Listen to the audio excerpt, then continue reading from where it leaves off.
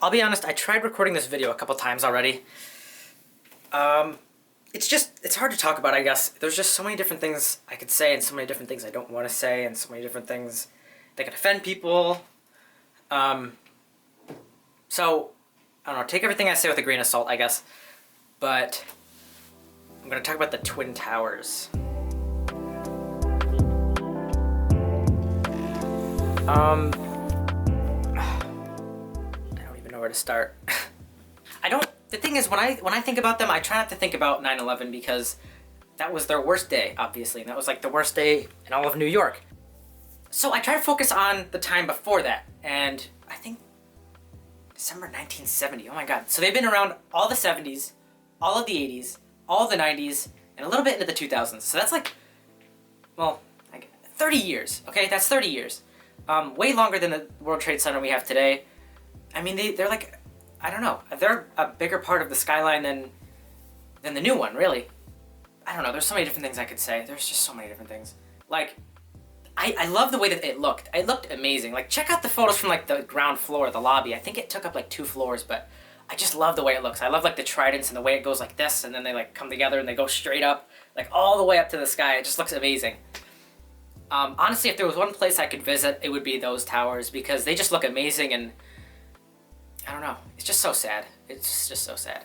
The thing is, like, people worked there. Like, their careers were there. They worked there every day. They went to those amazing towers every single day, and they got to look out those huge windows, like, all day. Like, their desk would be right next to it.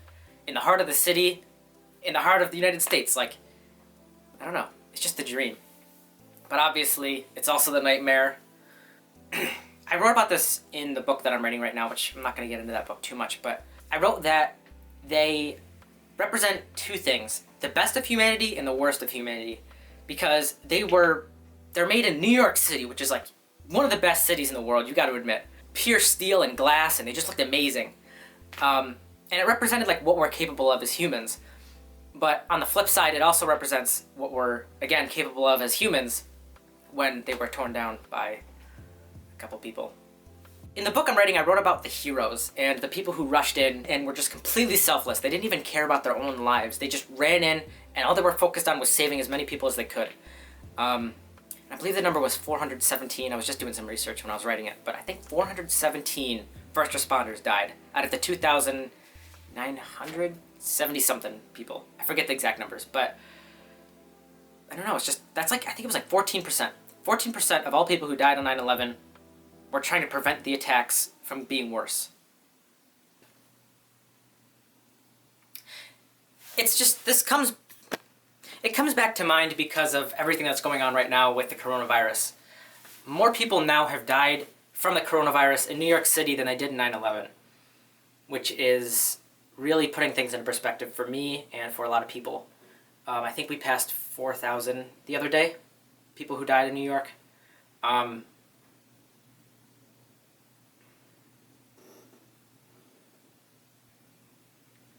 And the thing is, it's harder to but it's harder to understand.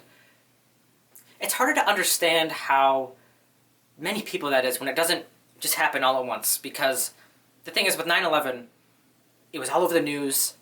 These 2 giant towers fell. I mean, that's very in your face. It's very easy to understand how tragic that is. But with the coronavirus, there's so many other things going on. Like, we're just kind of stuck at home.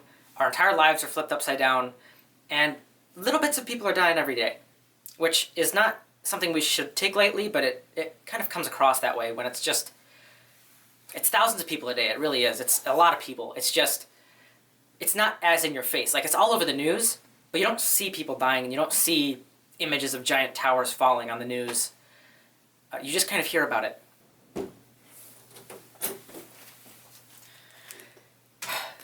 That right there is a piece of glass from the Twin Towers. Probably. So the story behind that is, let me take it out of the bag. There's no reason to leave it in. So the story behind that is my dad is in the military. I don't know if you guys knew that. And a couple days after the attacks, maybe it was a week, I forget, he had to go down there to Ground Zero and kind of keep it locked down because he's a part of the National Guard. So he was kind of locking down the area, and he saw that on the ground and he picked it up. I'm not sure if he should have, probably not the best idea, but I don't know where it would have gone otherwise. So I don't know, it's weird to look at because I hope I could really show you guys. I wish it was easier to see, honestly. But it's all, whether it was from the actual Twin Towers or a surrounding building, I don't know. But it's all scratched up, and it's just, I don't know. It's just, it puts it into perspective a little bit more when you can kind of hold a little piece of that day, I guess. I think I'm gonna have just like a little bit of silence at the end with some pictures of before and after. I'm not too sure. Maybe I'll just do before. Just some of the pictures I found through the years that I like of the towers. I don't know. It's just sad.